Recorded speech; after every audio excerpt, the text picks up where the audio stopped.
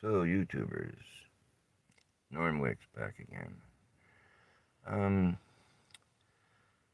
my son just spent 6 hours in jail. The cops here in Portland are just going over the edge. The nice ones are going over the edge being nice, and the nasty ones are going over the edge being nasty. The thing is, once you file complaints against the police in this city, and it's always been this way in Portland, Oregon, once you file a complaint against a cop in this city, you're marked. Every other crooked cop, every other immoral cop in the city will come to any call, as was shown to me day before yesterday. It was a simple matter. We went in, we just bought a new car and went and got insurance for it. We pull into a gas station, and the lady's all upset and uptight and hot and dripping wet sweat all over her. And she's angry, and she's selling drugs out of the gas station.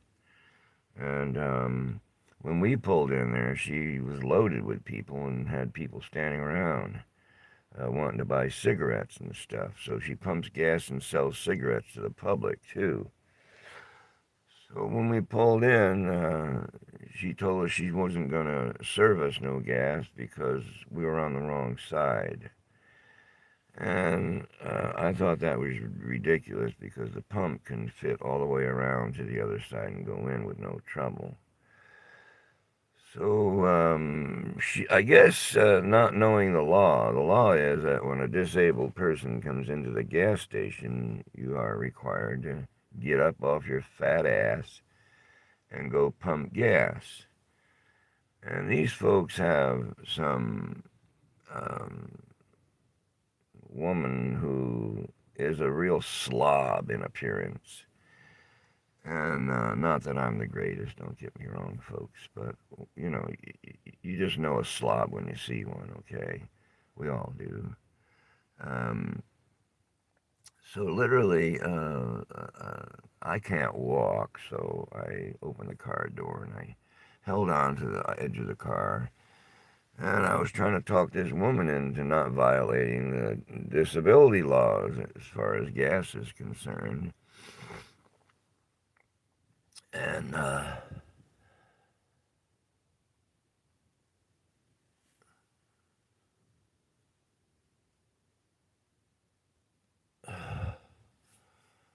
anyways, I'm messing this up somehow. I'm not sure how, but mm, so in any event, I fell down. My son picked me back up and brought my wheelchair, and I got in my wheelchair and I was trying to talk to the lady. And there was a lot of screaming going on and hollering and other people, and there was a lot of confusion. And as I was arguing with this woman, another woman in a vehicle that was right nearby started shouting at me, and I told her to mind her own business. This wasn't involved her. Little did I know it was her relative. And I never expected it because, well, the dynamics.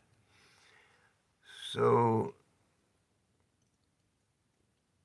she says, "Oh, really, motherfucker?" like that at me. And anyway, uh, I go, "Yeah, bitch." I go, "What the fuck's the matter with you? This doesn't concern you. Why don't you mind your own business, okay?" And I'm sitting in my wheelchair, and she goes, "Oh, really? Well, I got something for you, motherfucker." And she goes and runs around the front side of her vehicle and goes around to the side door at the back. And I moved back because I didn't know what to expect from this lady. I thought she had a gun, maybe. I got a little frightful and feared. So I started backing away a little bit, and she comes up out of her back of her car and pulls out a nightstick that looked like a fucking Ozark fucking tree. Big long thing with a side handle on it. My son called it a three-way dildo, but I mean, it was big and it was, you know, very threatening over my head. And she's coming at me with this thing, saying, "I'm going to give you something, motherfucker." And then proceeds to put it over her head, to strike me with. And my son came out of nowhere. I mean, I made sure he stayed back at the car because I don't like him to get involved in the arguments that I start because they wind up being loud and abusive, and I'm the loud and the abusive one because of my panic attacks that I have when people are unkind and mean to me. And the fact that I'm 78 years old and I couldn't defend myself, even if somebody wanted to hurt me, I wouldn't be able to do anything about it. So I was really scared sitting there waiting for that thing to hit me. And I knew if it came down and hit me, it would hurt me really bad. My son knew that too, and he came from I think about 20 feet away where I left him. I don't like him to engage with these people because they're nuts. A lot of these people we engage with. So I do the initial engagement just to see where it's all at. And this lady was clearly going to hit me over the head with this big truncheon. And my son, like a rocket, going bam! He was on her like stink on you know what. Shit. Okay, I said it. So, yeah. And right after he disarmed her, she got a little wound on the back of her head from him grabbing the stick that was over her head and pulling it down away from her where his ring struck her on the head somewhere back in here. I saw what happened. He didn't try to hurt the woman, he tried to disarm her mostly. He said to me, just to let everybody know, now my son is capable of a Joe Louis punch. I don't know if anybody remembers Joe Louis. Joe Louis had a 6-inch knockout punch. He could knock a bull out with a 6-inch punch. That's like 6 inches, like this. Well, my son Norman has that same capability. He's really got a punch. Let me tell you, I've seen him use it on a farmer out in Scappoose. This big farmer thought, "Oh, he's a city boy. He's a pushover." No, he's a city boy, all right, but he's worked hard all of his life. Doesn't do drugs, and he's not a fucking fool. But well, anyway, he does foolish things. So they're trying to get us to leave. They're telling us, leave, leave, leave. They don't want us to be there when the cops get there, okay? Because they know what she did and what she attempted to do. It's a felony to threaten a disabled elderly citizen. It's an enhanced crime of some kind, I know that. Threatening, just threatening. And that's what she was doing. She was a mean man. I never expected such foul-mouthed um, uh, barrage of stinko coming at me from this lady. I'm serious. Uh, and the way it turned out is the other people that were in the gas station standing around, those were all relatives of the woman pumping the gas. And this woman that was going to hit me, she was a relative of the woman that was pumping gas. So we were outnumbered, and they were really big Mexican. They didn't speak any English, so they were immigrants. And they were getting in the fray too. And I was wondering why. Then I realized, okay, one of them got into the car with her and drove her away, is what happened. And she wound up getting free gas during that fricassee. She didn't pay for her gas. She filled her car up, didn't pay for it, and took off with one of the Mexican immigrants or South American immigrants, I guess. In any event, the cops come, and I'm sitting there, and they're all arguing in relation to my son, not me. I'm sitting there like nobody even knows I exist, right? And I was the one who was in the fray, and I was the one that was going to get hit by that stick. And so the cops, they just went, here's their opportunity. There's some things that went on before they actually got there. They were circling the block, waiting for the situation to get worse and worse and worse. They even admitted that they were doing that. And one of the cops, and we're going to put the video on after this video, I just want to explain. One of the cops, a big, tall piece of shit, bald head, he's one of the old cops from this city, you know. He knows me and he knew me, and he went to work on trying to get my son arrested for. Um, they couldn't find a weapon on him. He didn't have a weapon. He didn't use a. He doesn't need to use a weapon. His fist. He's got a fist, folks. I was getting ready to tell you. He knocked this big farmer out 3 times, and this big farmer never got a glove on him, not even one. He came running at him. My son sidestepped him and gave him a right cross with a hook, and he fucking went down. Boom! I went, whoa, and I was already on the ground. He had knocked me down already in his effort to be a nasty person. And he's laying on the ground. I'm laying on the ground looking at him from across the way because that's why he was there to cause us trouble. So this guy gets up off the ground the first time and says, oh yeah? And he comes at my son again. Bang! He's down again. Just a fucking right cross right to his jaw. He went down. And he's laying there again for about a minute or so, and he gets up, and he's going to go do it again. And I'm thinking to myself, as I'm laying on the ground, I'm thinking to myself, geez, I know what my son's punch is like. I mean, he can punch his way through a sidewall fence, or any damn thing. I mean, he's just got this punch that's wicked. This guy gets up a third time. I told him, dude, stay down. And there's cameras rolling too. I tell him, dude, stay down. And he wouldn't. He got up. And this time, Norman put him away. 1, 2, 3, bang. And this guy never touched him again. Norman is wicked when it comes to that. He doesn't fight with people. He don't want to fight with people. And that's his way of not having to fight. He just knocks them out and puts them out. So the third time this guy went down, he went down as he spun around on his heels. I swear. You see it in the movies all the time, but you don't really think that you're going to actually see it.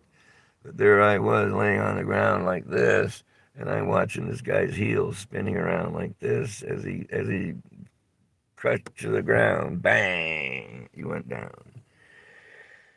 And the farmers from across the street saw it, and they came over with a baseball bat and made him leave. And this guy never got arrested for what he did, even though he hit me and knocked me down, broke my glasses. The Scappoose police would not arrest him. That's how crooked that whole city is. And the reason why is because we discovered a pedophile nest in Scappoose, Oregon. And we actually caught Detective Peabody's son, who had gotten out of prison for molesting little girls, pedophile.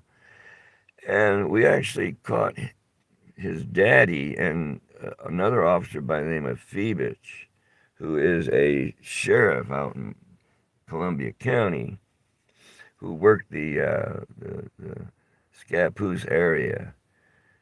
And we caught them taking a little girl up to the porn warehouse, and the porn warehouse was owned by a woman who later on testified in court against my son, which was all thrown out by all the charges that they charged my son with out in Scappoose, all got overturned on appeals, but he still did the year and a half in jail. How about that, folks? You talk about crooked. And they crunched up 3 vehicles that belonged to me: the motorhome, the car, and the trailer. They crunched them all up in violation of the Ninth Circuit Federal Court forbidding cities from taking vehicles away from the homeless and make it impossible for them to get them back when they tow them away. So we have a lawsuit to file on the city of Scappoose, or the county and the city of Scappoose. And it all has to do with pedophiles. I'm telling you, after that sighting, when we caught that, they saw us take a picture. We get arrested the very next day and go to jail. And then a citizen, don't know who he was or anything, paid $10,000 of his own money to bail us out. And then what do you think happens? The next thing that happens on September the 6th of 2019, Peabody's son, Detective Peabody's son, snatches a girl with a badge. He takes his badge, he holds it out in the window. He had police outfit too. They busted him in one, but he didn't have it on this time. He's putting his badge out the window. We didn't know it was a badge, but we saw it, or Norman saw it. And then the girl came over to the truck, and he had her come around where he pulled her in. And then he saw my son watching him doing this. So he books out of there. My son, instead of going to the store, comes right back to me and tells me about it. On his way back, Peabody, sitting right there. Oh, these guys had it all down pat. The pallet company right there on Jones Landing Road had made a little garage for him to put his car in so nobody could see him sitting there waiting for the little girl to be brought back to him by his son. And that's what was going on that morning. His son was going to snatch a girl, bring the girl, and then they were going to take her up to the warehouse and rape her, like that's what they've been doing right along. And the girl that my son was dating, Nicole Hill, she was a victim to these people herself, and she told us all about it. And we started watching and waiting, and sure enough, we saw Detective Peabody and Phoebe, and then we see his son snatch a girl, and immediately he came and tried to arrest my son for having no license, blah, blah, blah, like that. But we had gotten slick on him. He knew that the license was set to expire. So we had snuck down to California and back, and they didn't even know we were gone, and had 3 interim licenses printed out. And so he's thinking he's going to arrest my son and throw him in jail for driving without a license. It's not even really a jailable offense, I don't think. And insurance. And that's what he was saying. You don't have a license, you don't have insurance, blah, blah, blah, blah, and you're under arrest. And this is all going on. And the video is on YouTube already about that thing.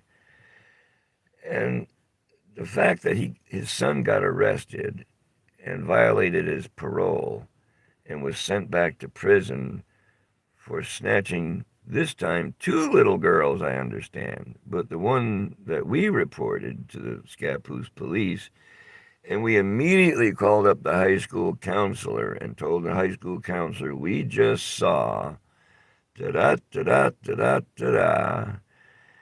And my first instinct was, let's go get this SOB and I'm just going to kill him.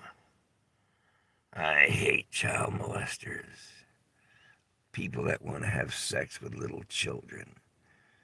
I hate them. I would, honestly, folks, this is, wrong for me to even say this on the air. But I have to tell you how deep my hatred is for these people. I would kill them by torturing them, honestly. I mean, I was a victim. So the hatred for these people is in my heart. It's in my soul. It's always on my mind. I can't shake it loose. It's part of me every day. It causes me so much intense trouble because of the post-traumatic stress disorder and the dissociative amnesia and all the trigger mechanisms that set it off. It causes me a lot of trouble, but I can't help it. It's such a despicable, low-down crime to force these kinds of things on a child. If you only knew what it does to the child, it ruins their entire life. They will never, ever be normal. That's what's so bad about it, and they will always be a victim. See, that's it, because now they have this I've been victimized mentality, you know, and it's really horrible. Even so, I'm still sleeping. I'm still sleeping on the ground at night, and this morning I woke up at 4:30 and I was in such pain. I was hollering in pain. My hands were in a lot of pain. So, yeah, if you want to know why I'm so angry, because we were had our vehicle taken by the police in Portland. No reason, just took everything we owned, food, everything, in February when the temperature was 28 degrees, left us both out on the street in extreme freezing weather with nothing. Took everything from us, blankets, everything. We were left out on the street with nothing. Everything's gone. The car's gone. No explanation, no paperwork, no receipt for anything. We had a few $1,000s worth of media equipment that we used to videotape the cops with and do the work on the videos. We don't edit videos, we just put them on the way they come. In any event, folks, being the victim of a pedophile is probably one of the most horrible things that could happen to a little child. They rob them of their entire life. They won't have a life. This will always interfere with their life, whether they're on their job or wherever they are, and their relationships with women. It's a life stealer. And I just feel that these people who do this should lose their lives because they've taken this young boy's life, or this young girl, you know. And so that's the dynamics behind a lot of what goes on with us and the police. We just have to do this because the police are not accountable, even after riots all summer long in Portland, Oregon. It doesn't make a difference. I went before the city council on the 27th, if you want to watch what I said, city council meeting in Portland. And I told them that the problem with the police is systemic. It's not just a few bad cops. It's a bunch of really bad cops that make the whole police department look bad, even though there are a bunch of younger, nicer cops on the Portland Police Department. The old ones who have been there for years, like the old ways they did things, the brutality. I was the victim of a horrific beating by the Portland police in front of my son. And he suffers from PTSD too because of that right there. And, well, in any event, um, this woman had the nerve when we're standing in front of the judge and she's testifying on a camera. It's arraignment time, right? This woman has the nerve to say this. Everybody knows Judge Brown, right? You all know Judge Brown. Judge Brown says that your intentions were clear. You got out of your car, you confronted the individual, and then you proceeded to road rage on them. That's what this woman did. And she admitted it to the judge in the courtroom and district attorney and everything, right in full court. She's on the screen saying, well, I was defending myself. I got out of my car to defend myself against a barrage of words that I was throwing at her. And I threw just about every word I could think of that has to do with a nasty lady. Don't mind saying that because, hey, you put yourself in a position, you have to take the heat. So she put herself in front of me. I didn't go to her. She got out of her car, went around the front side of it, around to the back on the other side, and said, I got something for you, MF, like that at me. And I'm sitting there in my wheelchair. I can't move. I mean, I can move, but I can't move fast enough to get out of the way. And she goes into the back seat and pulls out that big stick. Now, anybody else knows you get out of your vehicle and confront somebody when Judge Brown says stay in your car and lock it, stay safe inside your car, don't confront anybody. Because when you do, your intentions are clear. And her intentions were clear. And my son came from 20 feet away and grabbed her really fast. But here's what she tells the court. She screwed herself. She told them, I got out of my car so that I could defend myself against all this stuff this guy was saying. But I wasn't saying it to her. I was saying it to the lady pumping the gas. And she says that she said that she was defending herself against me and my son both at the same time. And that's why she pulled out the big stick. Then she tells the judge that my son was standing there with me at the time this occurred. And then, how dumb can you get, folks? I mean, come on. She says, oh, right across the street, Your Honor, is collision repair. Now, we've known them folks for years. They've always had a collision repair in Northwest Portland. And my son has interacted with the employees lots of times. Nice people. They have a video, hopefully, of the whole thing, and that's what she's telling the judge. But what she doesn't realize is this video that she hopes is there is going to show my son running from the car, which was about 20 feet, maybe 30 feet away, up to her to grab her and grab the stick. And that's what his intention was. He told me, he said, Dad, I remember one time when you knocked this woman out who took a 2x4 to me when I was like 7. And I remember you knocked her out on the sidewalk, and the cops came and said, okay, who threw the first punch? And I said, she did with the 2x4. He goes, okay, you're under arrest, ma'am. And it didn't matter that I knocked her out. This is Kansas City. It didn't matter that I knocked her out on the sidewalk. She threw the first punch. That's assault. Okay? And I was just defending myself. I didn't have a 2x4. She did. Anyways, he said I was going to do the same thing to this lady. I was just going to knock her out. He said, but I just at the last minute decided, nah, I'm not going to do that. And he didn't. He treated her gently in comparison to how he treats other people. Now, mind you, folks, this lady is standing over the top of me with this big truncheon in her hand. And the police are saying, no, she has a right to do that.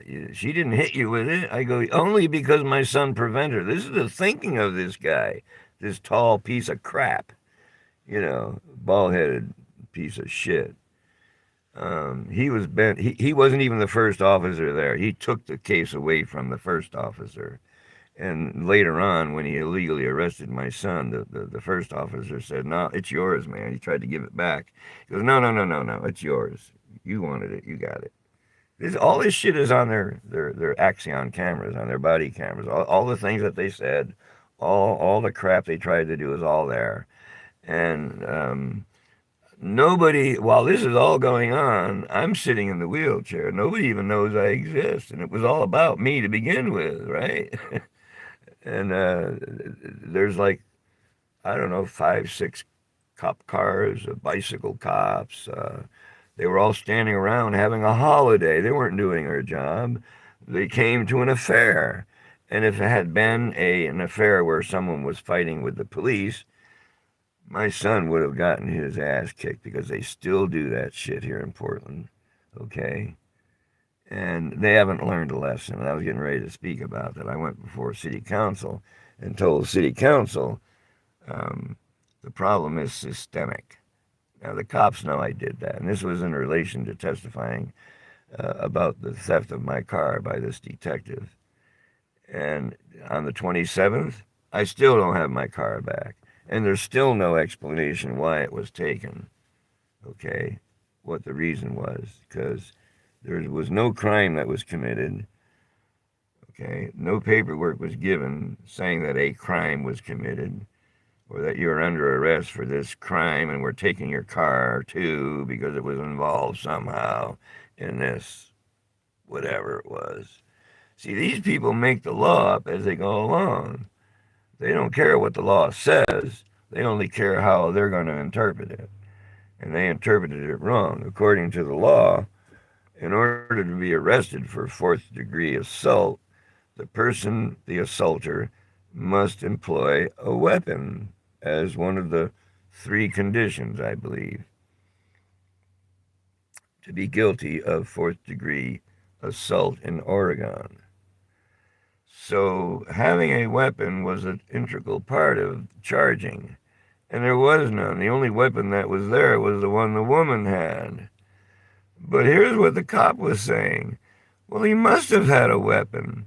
She's got a wound on the back of her head that didn't amount to a fucking thing, actually. It was just his ring. He wears rings, a lot of rings on his fingers. And he's got big hands, and they're hard and strong. And that's all she got compared to what I did to the same kind of a situation. The lady hit me, okay. Bam! I hit her back. Same way she hit me, with a closed fist. That's how she hit me. So, folks, my son did get out of jail, but the district attorney is playing this like, got you. Meanwhile, they ain't got no attorneys for anybody. So everything's being dismissed. I didn't want this case dismissed. Okay? I didn't want it dismissed because of no attorney, and it didn't get dismissed. I have to go back on with Norman on the 1st of next month. But the fact that these people are progressing this case along, the complainant being the woman who wasn't involved in the argument but inserted herself into it, and then claims I was defending myself against Word when she pulled a weapon out. She's done for it. She's got no case. Excuse me, the DA's got no case. And the reason why this is happening, folks, is because we photograph and videotape police when we see them doing something wrong. And this started out as like a drug sting. This cop was selling drugs down there to the drug users. And he'd go down there in disguise all the time, a different disguise. And he would come and screw with us all the time while he's in uniform. And my son was videotaping the homeless encampment down there, and he happened to be in it, acting like one of the good old boys of the drug and homeless industry. And I know he's not a friendly cop. He's a nasty piece of crap, and he knows he is. And every time we see him, we let him know he is. He's the guy in the video called Alien Shapeshifter Cop. Anyways, folks, I don't know what the perception is, but I've been doing this for years, doing police videos, and YouTube took my site down some while back. I had 186 police videos on it, and they were effective, believe me. I had a lot of followers and a lot of subscribers, and we were producing videos that were getting 125,000 views and 50,000, to begin with, and they were taking off. We even got a message from YouTube saying that if our current um, business kept on going the way it was, they projected that we would make $90,000 by year's end. And then Phil Knight had our videos taken down. He filed a complaint because one of his advertisements for paranormals was being played in the background when I was doing a video. And I think I made mention that me and my son were a pair of Normans, Norman and Norman. And because of that, YouTube took our site down. Ain't that something? I mean, you talk about living in a world that's changed and different. Well, that's changed and different from, you know, and I mean, being 78 years old gives you the ability to look back and see what used to be and look forward and see what's potentials. So all of this is great in one way because the whole world knows what's going on at one time. There's no way to hide any of this crap anymore. And being a victim to the cops, I mean, it's every day practically. They drive by or walk by this one cop, and we know he intends to do dirt on us. He already has. Detective Brown must be either part of the scam to take people's property and sell it at auction. But here we are, going on 6 months now. Nothing about my car. No paperwork, no legal paperwork, no court date, no anything. They just took it and everything in it. Now, how is that possible in a free country where there are laws against doing things like that? How is that possible, folks? I mean, I don't go around bothering citizens. I bother the cops. Okay? So, but here's the thing. A lot of these citizens in Portland, because Portland is such a weird city, and I'm sitting in front of a lady right now who has a car that says "Keep Portland Weird." That's how weird Portland is, and it's kind of weird in a nice way. But the cops are the spoilers here. These old cops that have been on the force for years, you're diehard, nasty. They're there just to do dirt on people. They don't like people, and that's why they're there. Give them an opportunity to beat on somebody or talk nasty and foul like this cop did to my son when he arrested him. He had a steady barrage of outrageous, nasty shit that he said. And I'm putting this on YouTube because it's a way of reporting it because the administration don't care, the mayor don't care, the city commissioners don't care. That's the reason why they do what they do, and they get away with it. That's why they can take my car, my nice 1990 Oldsmobile Cutlass Supreme with a new red paint job and new black top on it, a real sled, man. This car was nice.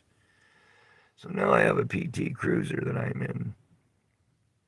I bought that, and it's a cream puff. Really, it's a beautiful car. It's '03, but it looked like it just stepped out of the showroom. Honest to God, it's so clean. I can't believe it. Um, the man that we got it from, nice guy, really nice guy. Um, he's been helping us out financially a little bit and with food and other things. He brings me some medicine occasionally, which is really nice. A working man, solid person who has a heart, has humanity. I started, or my son started, a GoFundMe page to help get another car. But this car didn't come from that. This car came from a friend who had it and he wasn't using it, and it was in such great shape. Are you sure you want to do this? Because this is, I mean, I'm sitting, you can see, I'll show you around it a little bit if I can. It's a cruiser. Like I say, it's a nice car. It's all nice and clean and everything. I mean, look at the headliner and all the metal is still shiny, bright and new, and the fabric and everything. Anyways, whoopsie. Anyways, folks, I'm about ready to cut this down. Um, I'm going to appear in front of City Council again and file another complaint. The case in federal court is still proceeding.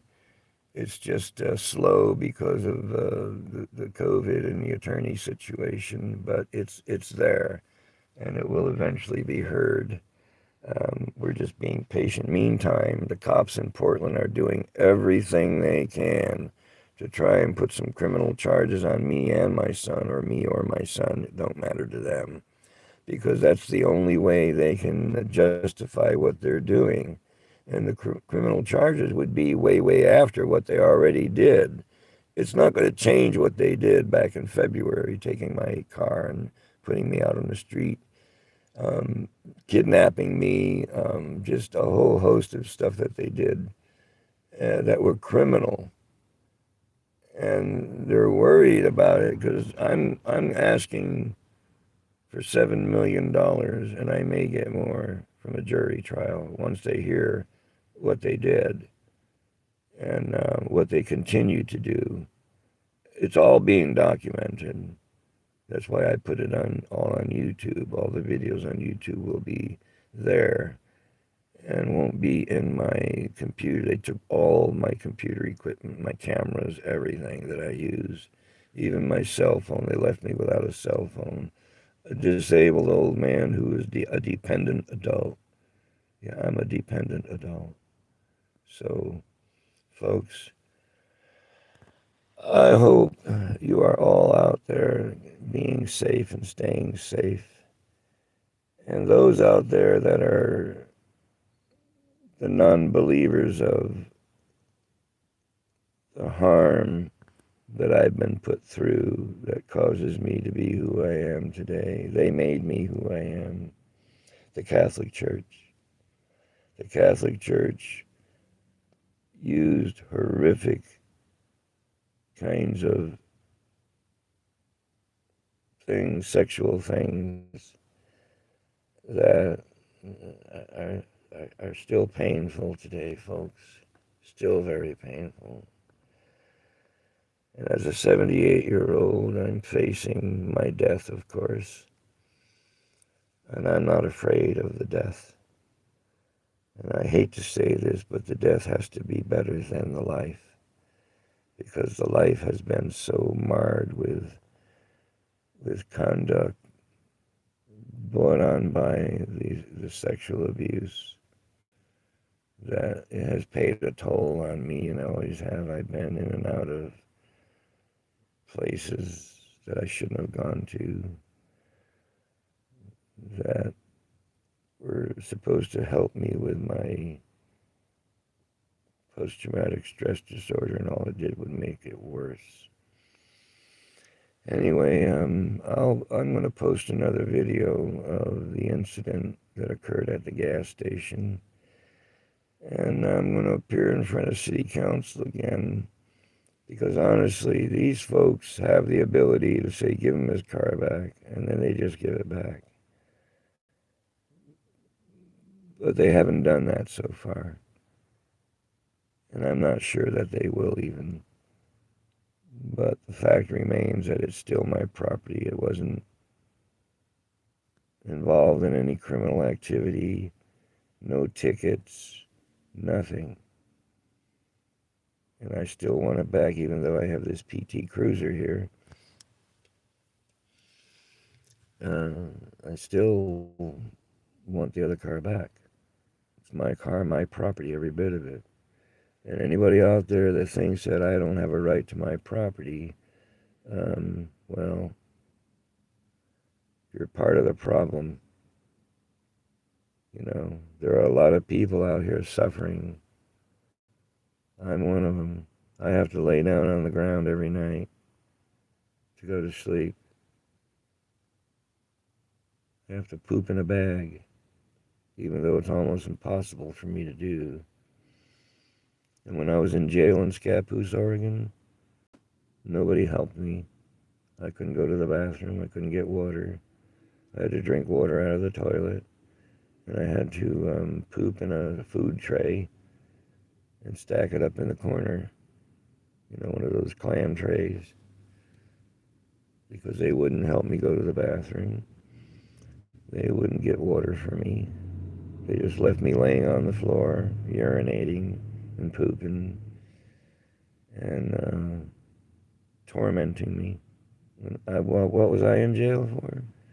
For making a phone call to 911 about Peabody's son snatching a girl. Yeah, think about that. I went to jail for 30 days, and then they stuck me in an adult foster care home, trying to get rid of me. They didn't want the public to know about the pedophilia in Columbia County. There are children disappearing in Columbia County all the time, and they're being molested, and their families are being threatened. If you tell anybody, we'll come after your sister. And that's what Nicole told us, that they threatened her like that to go after her mother. And they did. So we're going to get the tapes from the court so I can play them. We're not done yet with these people. Scappoose, that is. And I'm kind of putting them on notice right now in this video that as soon as my ship comes in, I have a ship coming in. It's from the sexual abuse as a child. The lawsuit has been filed, has been won, and all it needs now is for me to receive my money, along with a few thousand other people. But it's been decided, the judge has okayed the deal, and it's going forward. And according to their calculations, I should be a millionaire when they're done. So I will have the money to come after these people that did this to us. And I told the city council, I said, I'll drop the city of Portland off the lawsuit and do the cop under qualified immunity, disqualified. He's disqualified himself for immunity. He has to face the charges because I'm not sure what the conditions are, but I think one of them is that he broke the law and it's provable. So he can be sued personally. And that's what we're going to do. We're going to ruin him like he ruined us. As soon as I have this money in my hand, it's going to be maybe a couple of 2 to 3 weeks, a month, maybe 4 or 5 weeks, possibly, but it's coming. And things will be different. In the meantime, I'm not sure about the GoFundMe thing. I haven't seen it. I don't look at it, so I'm not sure there's anything there, but anyway, folks, it's just about 5 o'clock here in Portland or somewhere around there. And I've been talking for almost an hour. So you guys out there, stay cool. God bless America. Everybody in America. Everybody. Okay, I'm done.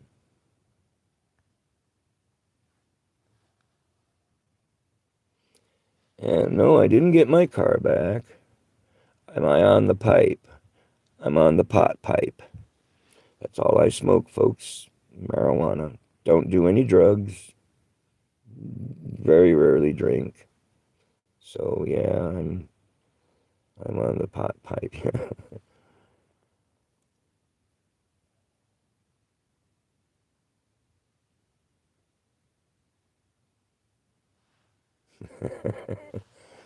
Yeah, look at this motherfucker. Ask me, you like young boys?